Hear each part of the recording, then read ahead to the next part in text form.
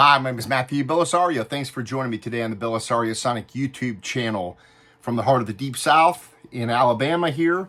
Going to be doing a record review today on this introducing Hideyasu Terakawa Quartet. I hope I didn't butcher that too bad. As promised, this is one of the new records I've just got in the mail. This one was on sale. It was on my wish list and came on sale on Amazon for like $22.95, and I went ahead and jumped on it. It's been one of the ones I've been wanting to get. I've been trying to collect more of these Japanese jazz artists, especially from this BBE label, which is kind of interesting, out of London. But I'll put a link below to their website. This is from their J-Jazz Masterclass series. Now, if you saw my video 2 or 3 videos ago, I did a review on this 3-record set from their BBE J-Jazz series, Deep Modern Jazz from Japan, 1969 to 1984, which is kind of a compilation sampler pack of 3 records. I think they're up to 4 volumes of these now, and they take a track from each of these different albums and compile them on a 3-record set, which is really nice. A lot of great jazz here. So I did a complete video on this. Now, the same label, this album here came out last year in 2023. It's been on my wish list again, so when it came on sale, I went ahead and grabbed it. 2-record set, and it's a live album, recorded originally in 1978. It's a very interesting album, very obscure. I believe only around 100 of these were originally pressed in 1978 on a label called Red Horizon, and I think this was the only release ever pressed on that label. And all the OGs go for a lot of money. I looked it up on Discogs, and the last one went for over $300. So they are not easy to come by as far as an OG pressing would be. So this is kind of a welcome album. I'm going to talk a little bit more about the history, who's playing on it. I'm going to actually open this up as I do with my new record purchases. I open them up and drop them on the turntable on my RT85 here, and we listen to it together, and it just makes it more fun for me to be able to open these up and kind of share the experience with you. And if I have any issues, or you'll see what kind of quality and what they sound like along with me. And so you kind of get a real record review rather than just an after account. So I'm going to go ahead and open this up. Try to be careful with it here with this razor blade, because you always have to be really careful. This is an interesting album again, because I think this is the only album that this Hideyasu Terakawa, who is a tenor and soprano saxophone player, I think this is the only album he ever made. That's the only one I can find any account of. I tried to do a little research on this guy, and there's very little information on him. So on this album, you've got him playing tenor and soprano saxophone. You have a bassist named Tetsuo Miura, a drummer, Akihiro Nakaya. I'm terrible with this pronunciation of these names, so forgive me. And then there's a guest vibist on here, Hiroshi Fuji, which is featuring Hiroshi Fuji here. The album was originally recorded live in concert at the jazz club called Dig in Masuda City, Japan, on the first of a 7-day tour in October of 1978. So pretty cool. So I just opened this up. This is, okay, the records come on the inside here in anti-static sleeves. So I'll show you those first. According to Fuji, I got this off the website, a special label called Red Horizon released this only album. It was sold at a few local record stores and available for sale when they played live. As few of 100 originals were thought to be pressed. He says, after this live recording, I did not perform with Terakawa again. The current whereabouts of this saxophonist will always remain a mystery, but BBE is delighted to be able to present this wonderful album to a new audience. So this is the album. I'm going to spray it off here and put it on the turntable. It has a little bit of shaving there on the edge there.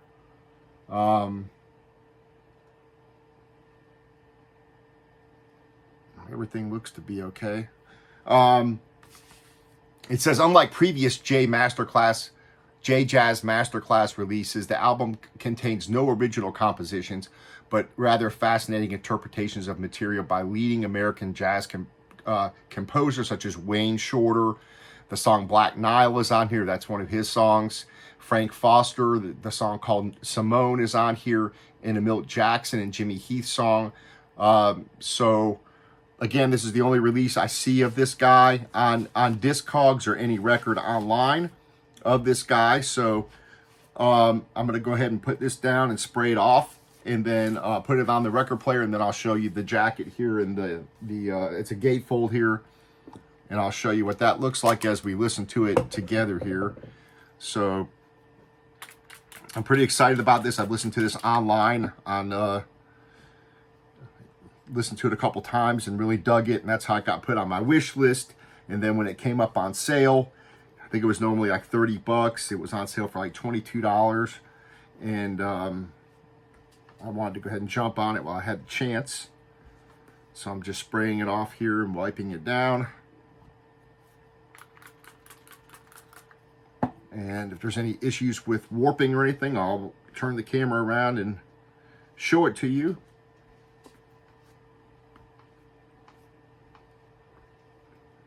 All right. Let's see.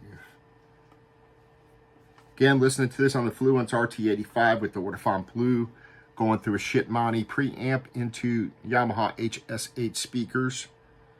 Looks to be cleaned off here. These are 45 RPM records. So again, 2-record set, cut at 45 RPM. So that's pretty cool. Hopefully these sound good. We'll see. Again, this is a live recording. So this is actually side C here that I've got. I guess we can put on the second record first, and then I'll take the other one out and put something on the other one. How about that?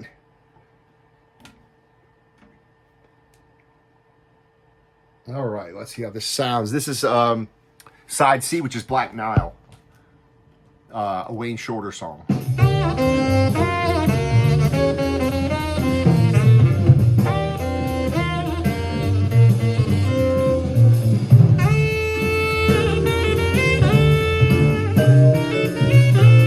Sounds very clean so far.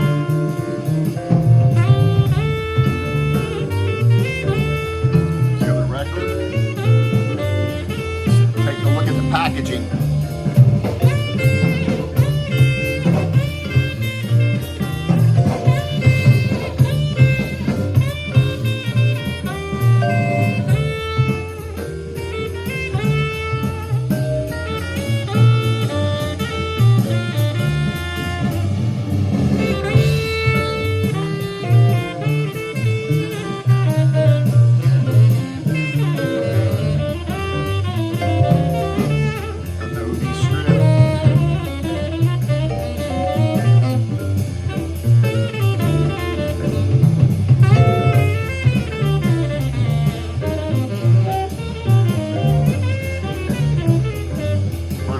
Jazz Master Series.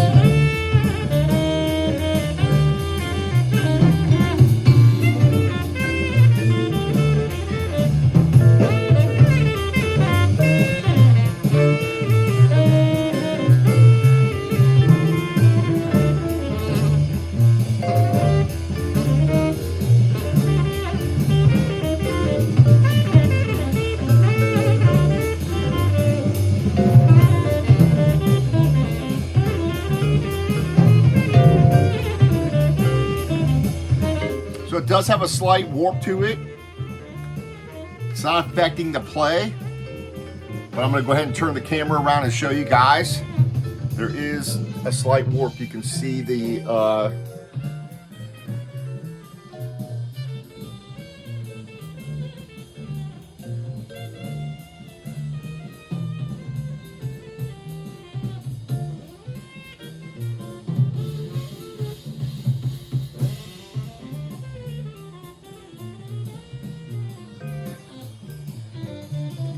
so there is a little slight warp to that. I can see it going up and down there. It's not terrible. It's not affecting again, the sound. As long as it doesn't affect the sound, I don't usually worry too much about it. If it was a little worse than that, I'd probably send it back. But so far, so good. I'm gonna wait and see how the other one looks. So far, it sounds really good.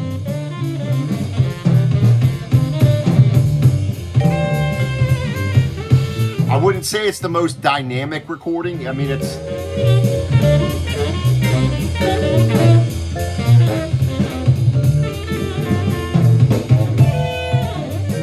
doesn't sound bad, but it is a live recording, so keep that in mind. If you're not a big live recording person, it might not be something for you. I like live recordings. It was recorded in, again, 1978.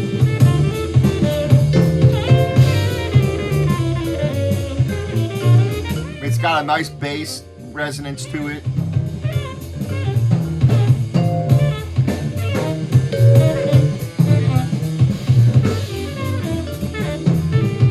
The highs might not be as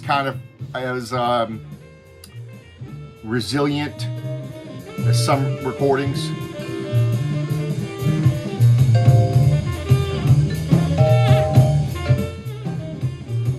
So I'm going to go ahead and clean off this first record and put it on while I got you here. Appreciate you hanging out with me. This came out in 2023, again on the BBE label. I'm going to put a link below to that website so you can check out their other stuff. This is the other disc. I'm going to go ahead and clean it off. And I'm going to put on side A. So far it sounds really good, as far as the quality of the pressing goes and everything like that.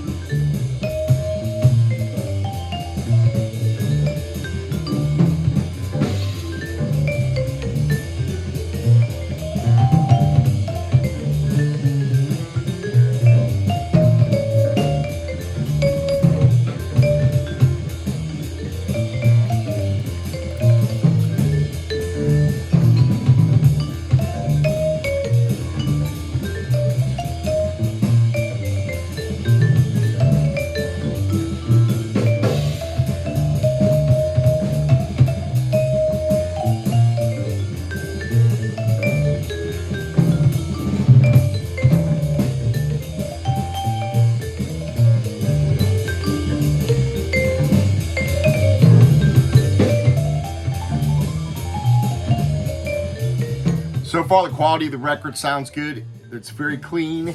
I'm going to go ahead and take this one off and put on this other record here. That was actually side C. Just kind of the way I took them out there. They do come in these anti-static sleeves, so that's good. Don't have to worry about putting them in other sleeves. So I'm going to go ahead and put this on.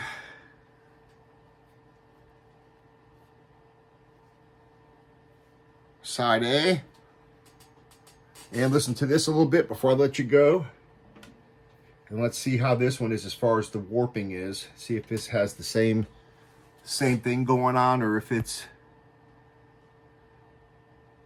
got about the same kind of little warping to it.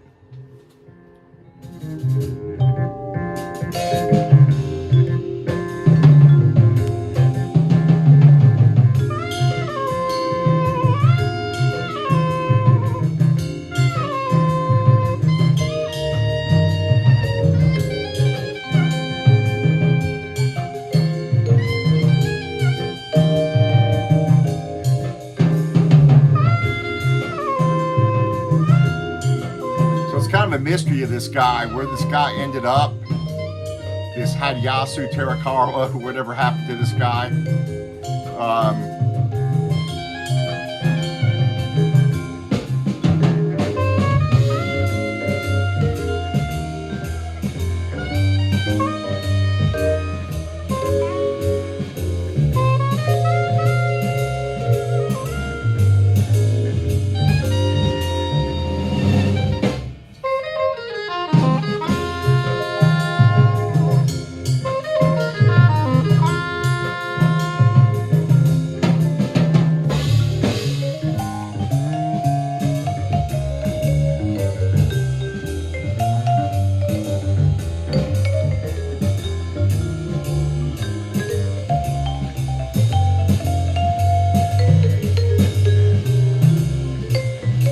say overall it sounds pretty good.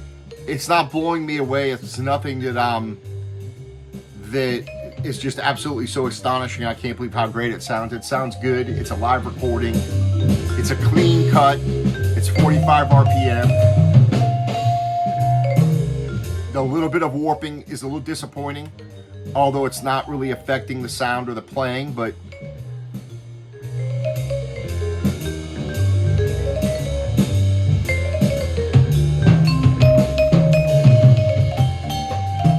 other than that, some really nice jazz here.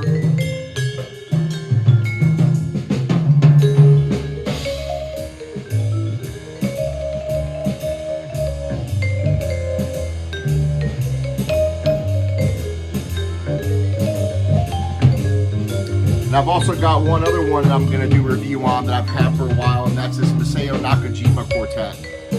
And I'm going to do a, this one's already open, but I'm going to do a review on this one in the upcoming week or so. I'll be doing a review on this particular album as well, which is a really, really good album. So stay tuned for that. I got a lot of other reviews coming your way. So leave your comments. Let me know if you've tried out any of these albums from the BBE label, and let me know what you think.